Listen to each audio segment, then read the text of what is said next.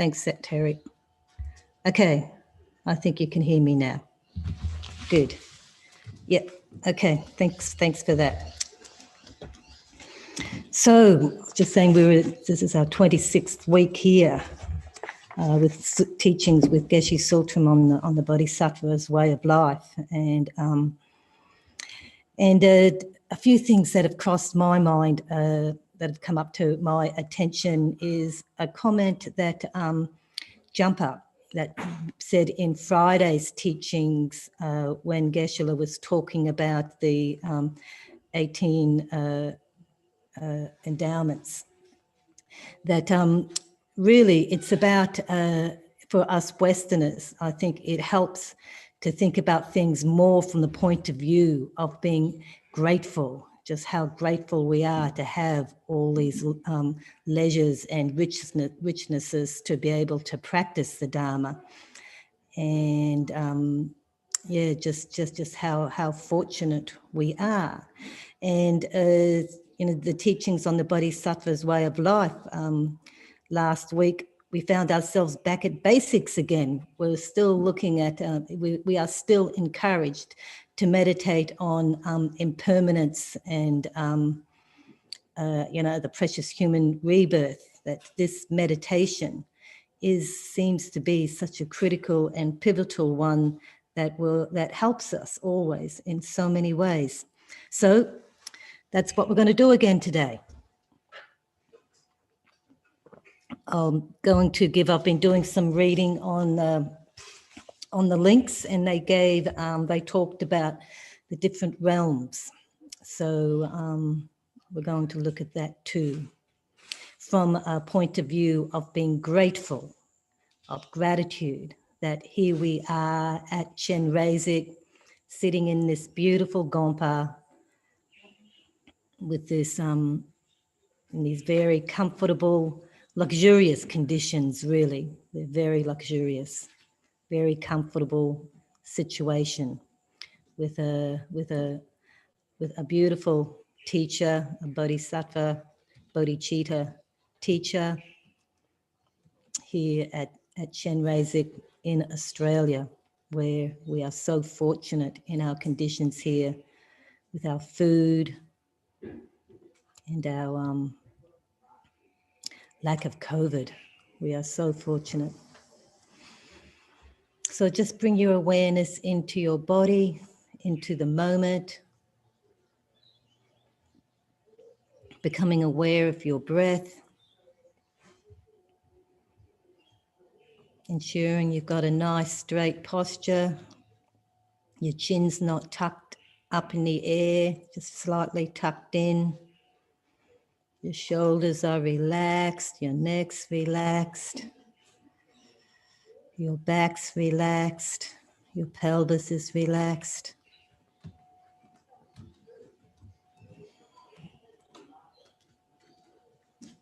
And your breathing's relaxed.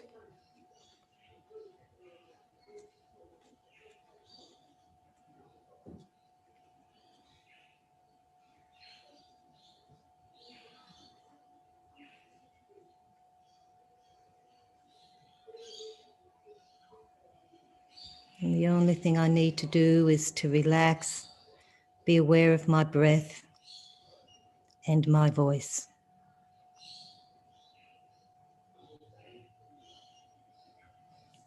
Remain present.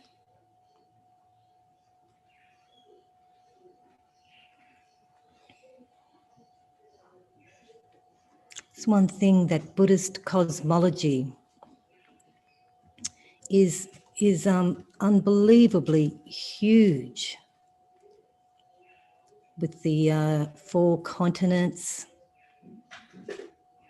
with all the different realms. There's the 6 different realms, in the form realm, the formless realm, and the desire realm. Just makes life on earth, this life on earth, is quite insignificant in comparison. It is just one small part of this big cosmology. And this is all depicted on the Wheel of Life, which is in the jaws of Yama, the Lord of Death, which is to remind us that death is a part of our lives. It is a part of the Buddhist cosmology, and it happens again and again and again. It's not just this life. So as wonderful as it would be to become enlightened in this life, it's okay. There'll be next life. But the important thing is to make sure that we form the right karma, karmic formation, the second link of karma, the wheel of life, the links, the 12 links, that we have karmic formation which will propel us into future lives so we can develop along this path. I mean, we were around when the Buddha was teaching, but we were probably in one of the other realms. We may have been in the hell realms, which they say is way below us. And they describe 12 hell realms, 12 realms in hell, and then you have your neighboring hell realms. So it's a big place. A lot of beings are down there. A lot of beings are down there, suffering endlessly. And there's the hot hells and there's the cold hells. And in the hot hells, there is the realms of crushing. There's the realm of just constant violence, sort of violence that we would see in many of the movies on TV, both in the fantasy ones where you have the swords and in the more contemporary ones where we have the guns. That this is just their daily life, their daily existence, just killing each other endlessly and experiencing the pain along with that suffering. And then once everybody's all killed, a voice says, revive. And we all come back to life again and we all do it again.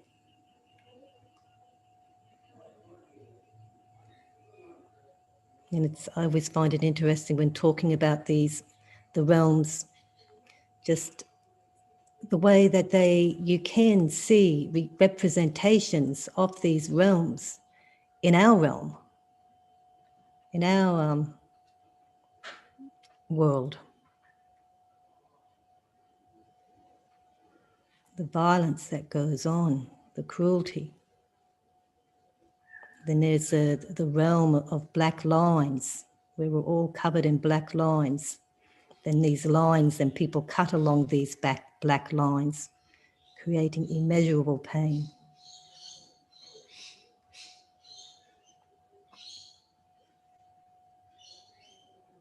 Then we have the cold realms, where it is so cold that our teeth are chattering, we are moaning and groaning. There's a hoo-hoo realm, where that's all that people are saying in that realm because it's so cold.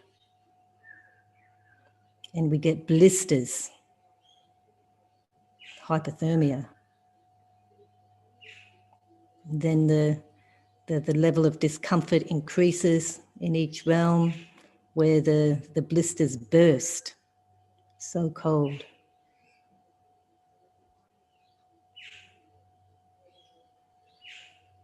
Then pus pours out of them. We are just a jittering, pussy mess.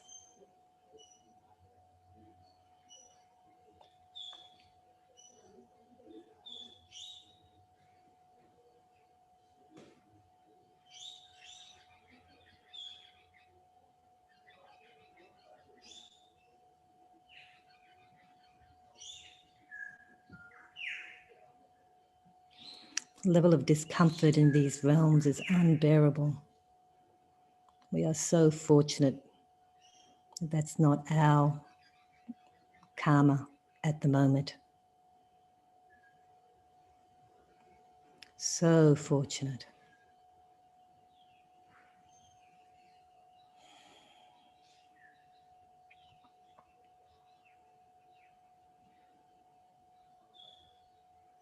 And then there's a hungry ghost realm.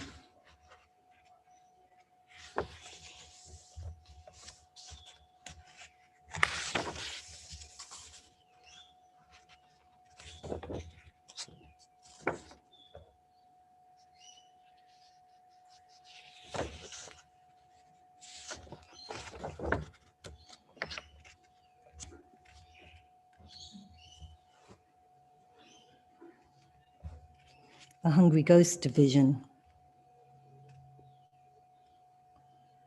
There are 36 kinds of hungry ghosts who serve as attendants to Yama, the king of death, the lord of death.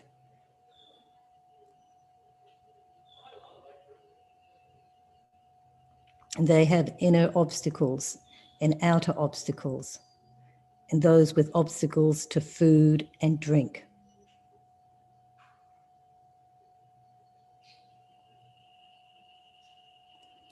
Hungry ghosts living in the lands of gods and men are scattered about in different areas.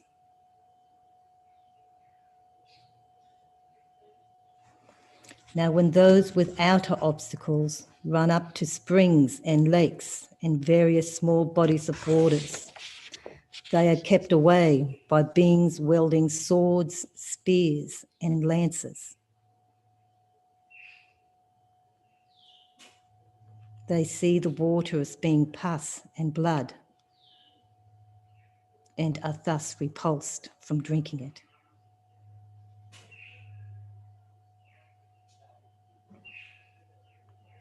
Those with inner obstacles possess mouths no bigger than the eye of a needle, blazing with fire. They also have goiters and bellies so great that even when they do locate some food or drink and are not stopped by others, they are nonetheless themselves unable to eat or drink.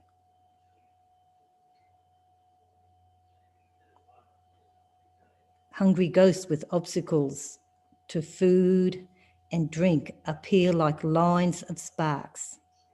They eat filth and use feces and urine for food and drink. In these and other ways, they undergo numerous experiences of limitless suffering.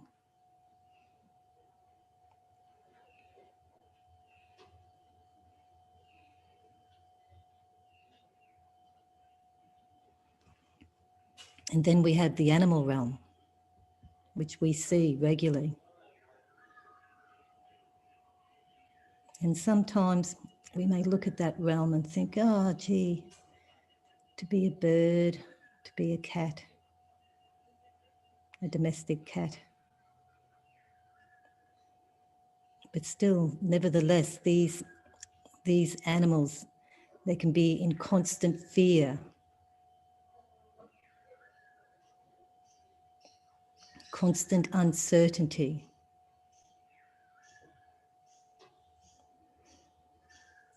Their life is about the next moment, the next meal.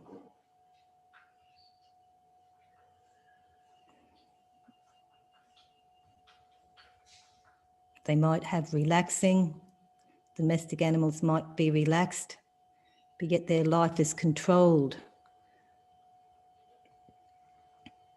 by us, those in zoos. They have no freedoms.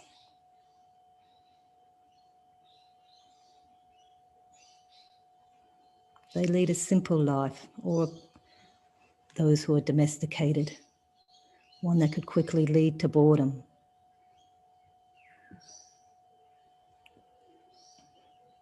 Or their life can be quite stressful, always wondering where the next meal is coming along.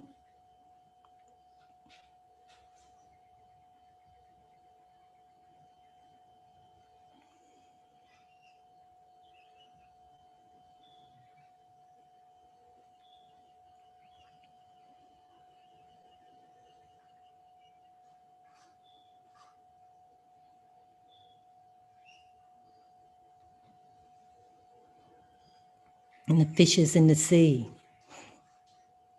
Imagine what it would be like living down there, constant fear, uncertainty.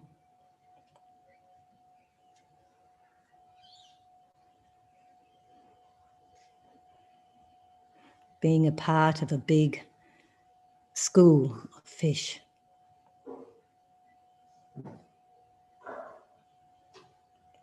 No Dharma.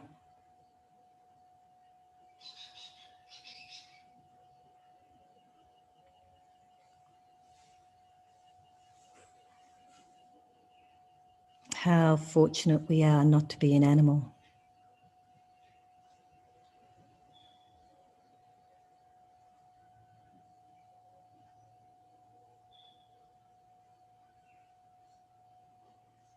How fortunate not to be a hungry ghost.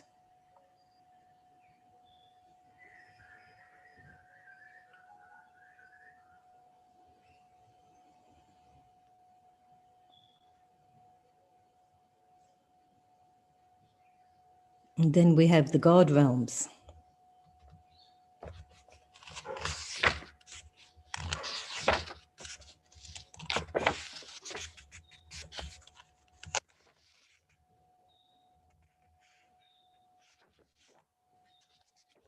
God realms, they too are divided up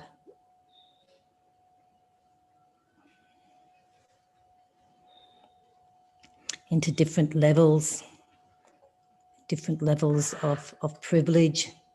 And the lower gods are always jealous of the upper gods, always squabbling, always fighting with each other,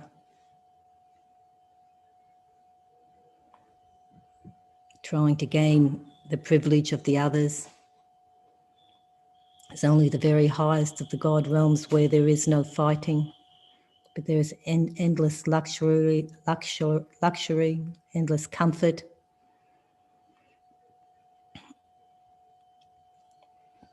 But no Dharma.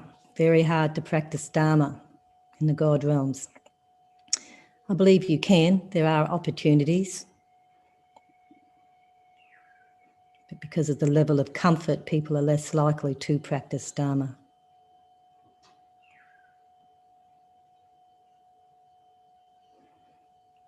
And you have this endless luxury, and the biggest suffering in the God realms is that you know when you're going to die, and everybody else around you knows that you are dying.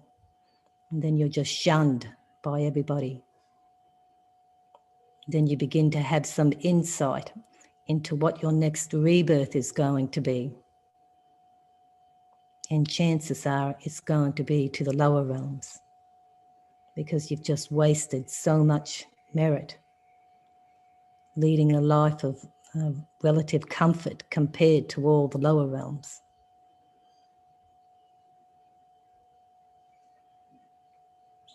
So you may have built up a lot of merit, ended up in a God realm, only to waste it in comfort and petty fighting and arguing, only to be thrown back down into the hell realms because of our ignorance and anger and attachments. This is what keeps us circling throughout these realms. And here we are in the absolute privileged position. We are so fortunate, but yet we've worked so hard to be here. We're not here by accident. We're here because we have the karmic seeds to be here.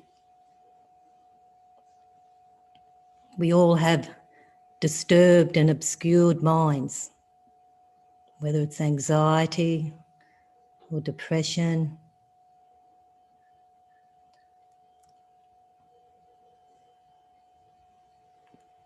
and other afflictions. These are karmic seeds that are ripening in our current condition where we can practice and purify. In fact, all our sufferings is an opportunity for us to purify and to practice Dharma, practice Tonglen.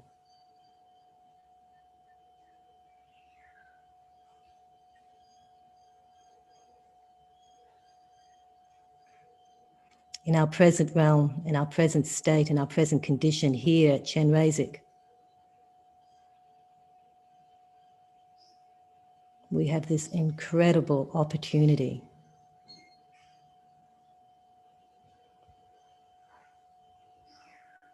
And we are so grateful, so grateful.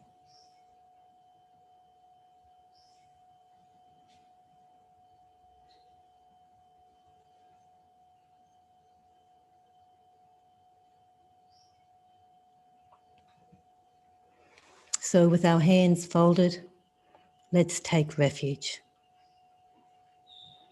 I go for refuge to Buddha, Dharma, and Sangha.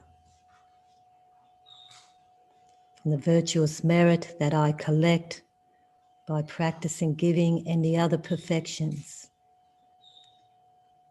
I will attain the state of a Buddha to be able to benefit all sentient beings.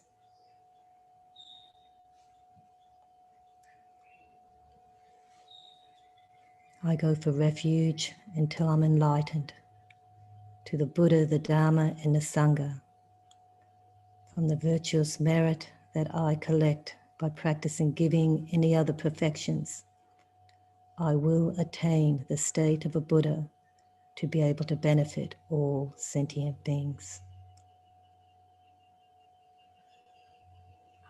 I go for refuge until I'm enlightened to the Buddha, the Dharma, and the Sangha. From the virtuous merit that I collect by practicing giving and the other perfections, I will attain the state of a Buddha to be able to benefit all sentient beings.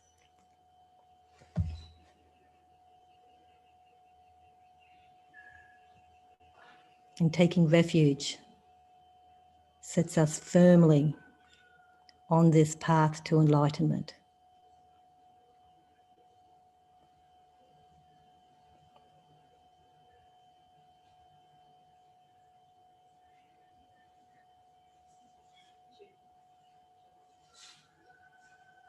In this life, which is impermanent, we will die at some stage. We don't know when or how. And we know that the only thing that is going to help us is our refuge. Our capacity to practice love and compassion and to understand the nature of reality, which we all do have some understanding.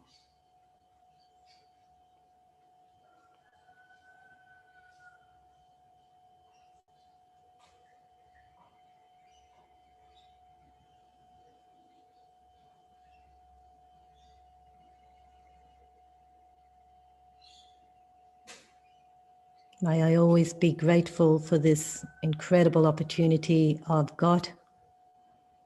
I always rejoice in my own efforts to practice Dharma and my aspirations to become a Bodhisattva, to become enlightened. I never become disheartened May I view all sufferings as bring them onto the path.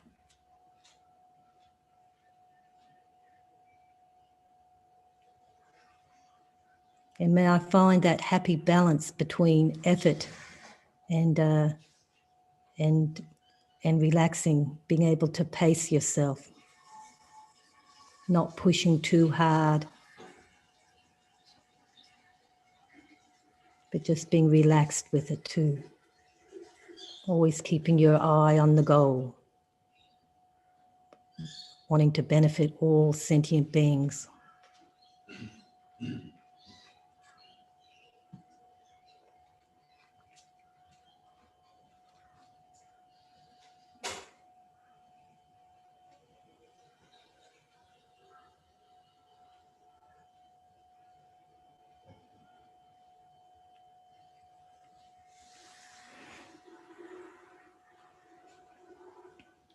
So we dedicate the merit generated from this meditation to not only our own enlightenment, but to the enlightenment of all beings in all realms.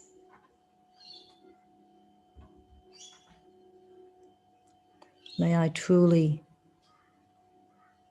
one day reach enlightenment so I can relieve the suffering.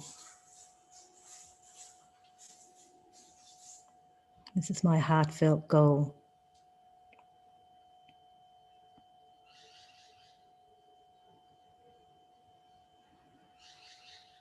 And I do this by being grateful to our teachers, prostrating and showing reverence to our teachers, to our gurus, Triple Gem, the Buddha, Dharma and Sangha. We confess all our negativities accumulated since the beginningless of time. And we rejoice in the merit of all ordinary and holy beings. Big rejoicing.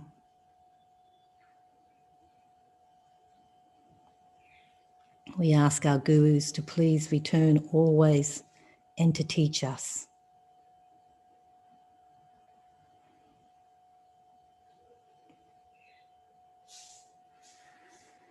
May the supreme jewel of bodhicitta that has not arisen arise and grow, and may that which has arisen not diminish but increase more and more. And it's that increasing stage with enthusiasm. It's part of the increasing. It's through our enthusiasm, through our keeping our eye on the goal, eye on the ball, so to speak.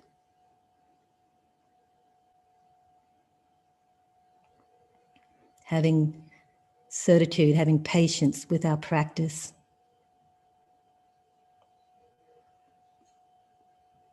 Knowing that this is heading in the right direction.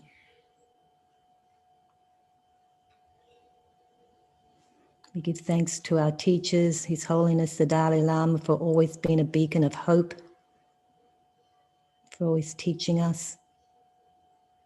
We ask that he please live long,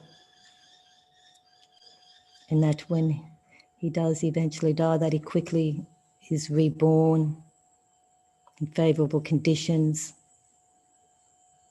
where he learns the Dharma and progresses along the path to being another world leader in providing hope.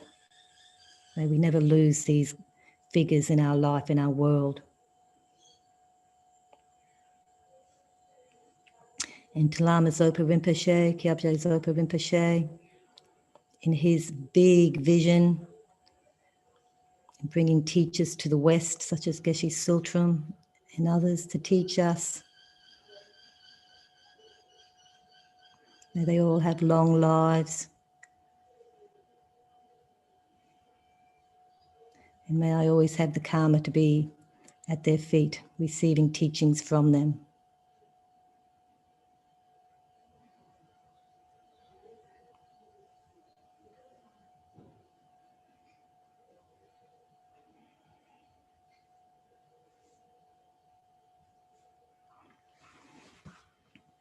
And just a final closing up, big sigh of relief and gratitude. So lucky to be here. So lucky. I'm so grateful.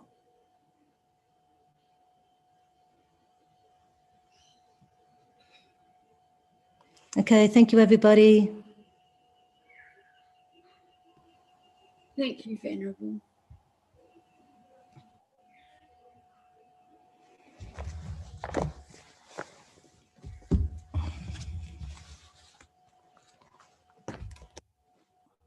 See you next week.